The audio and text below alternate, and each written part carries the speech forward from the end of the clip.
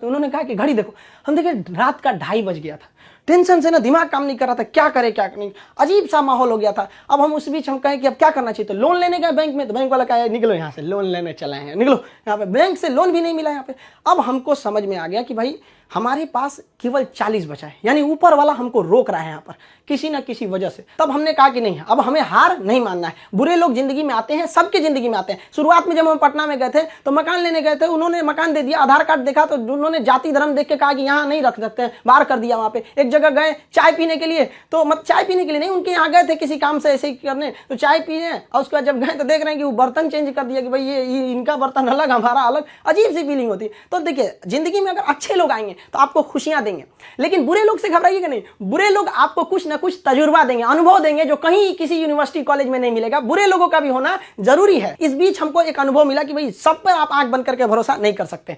अब टीचर और स्टूडेंट का एक रिलेशन भारत में बहुत बेहतरीन है, ये आदिकाल से देखा जाता है। तो हमने क्या किया ना, अब कोचिंग्स में ना स्टूडेंट्स जो थे बहुत जो पुराने थे, जिनका मान के चलिए कहीं जॉब हो गया, अभी ज्वाइनिंग लेटर का वेट कर रहे हैं ऐसे, तो उन लोगों को रखे कि भाई देखो हम लोग को फिर से शुरुआत करनी है, क्योंकि ऐसे हम लोग छोड़ नहीं सकते हैं। क्योंकि यहाँ पे क्या हो गया कि कोचिंग एक इंडस्ट्री बन चुका है, लोग इसको इनकम सोच रहे हैं। अब हम लोग आंख में इसलिए खटकते थे, हम लोग के लिए पैसे मायने नहीं रखते थे, लड़कों का पढ़ाई मायने रखता था, तो प्रॉब्लम तो सबको हो रही थी। तो हम लोगों को ये शुरुआत करनी थी। अब शुरुआत किए कैसे तैसे, थोड़ा बहुत पैसे से स्टार्ट किए लोग। अब वहां पे क्या है कि जो गरीब है पैसे मत दो भैया, विकलांग हो मत दो, कभी कोई इस तरह से जोर नहीं दिया गया। इस वजह से ही फाइनेंशियल प्रॉब्लम है। अगर अदरवाइज में आदमी पैसे के पीछे पड़ा रहता तो कोई प्रॉब्लम नहीं था। बच्चों ने ही हमको बहुत ज्यादा सपोर्ट किया, और धीरे धीरे धीरे धीरे ऊपर वाला सबको देखते रहता है, क्योंकि हम दूसरे के सीसीटीवी कैमरे से बच सकते हैं, ऊपर वाले के सीसीटीवी कैमरे से नहीं बच सकते हैं। और अचानक साथ मिला, सारे बच्चे देखते देखते हमने बच्चों के लिए लाइब्रेरी भी डाला, वो पटना का सबसे बड़ा लाइब्रेरी हो गया, फिर कोचिंग बड़ा हो गया, सब कुछ सही हो गया। लड़कों का रिजल्ट आने लगा, सारे लड़के खुश हो गए, देखते देखते सब कुछ सही हो गया।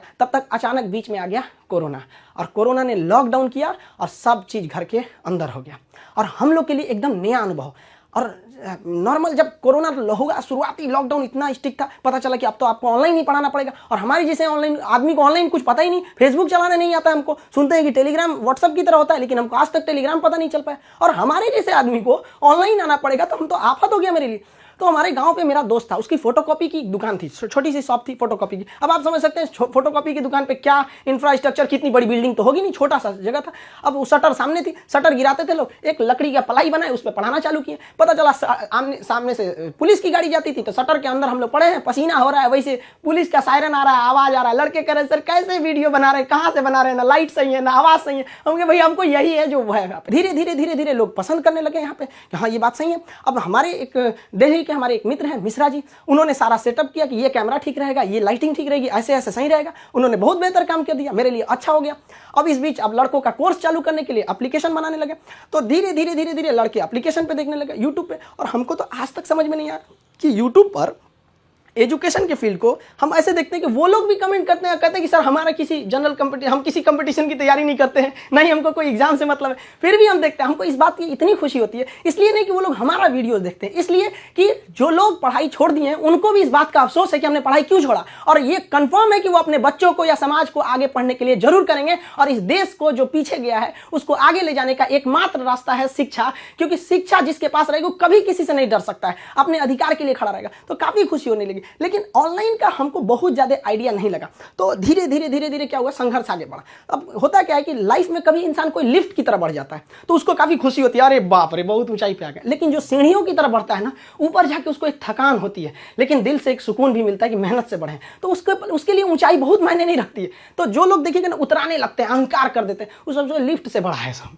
वहां पे। तो जीवन में कभी किसी को अहंकार तो करना ही नहीं चाहिए यहाँ पर, और ना ही दूसरे की बुराई करनी चाहिए। दूसरे की बुराई से कोई फायदा नहीं मिलता है, आपस में मिलजुल कर रहना चाहिए। बुझ जाते हैं कभी दिए तेल की कमी से भी, हर बार कसूर हवाओं का नहीं होता है। सारे स्टूडेंट या जितने भी लोग रहते हैं उन्हें दूसरों के मैटर पे ज्यादा नहीं पढ़ना चाहिए। लाइफ में हम इतना कहते हैं, हमने लाइफ में कभी किसी से बदला लेने की भावना नहीं रखा। एक दिल में ये रहता था हमें बदला नहीं लेना है, हमें बदलाव लाना है, एक चेंज नहीं। दूसरे के मैटर पे आप मत देखिए, दूसरे पर पीएचडी करने से बेटर है खुद पर ग्रेजुएशन कर लीजिए, क्योंकि काम आपको आना है, दुनिया आपके काम नहीं आने वाली है यहाँ पे, इसलिए बेटर खुद से करना चाहिए। और कभी भी अपनी प्रशंसा या अपने अंदर बहुत ज्यादा कि हम तो ये कर लेंगे, गलत बात है।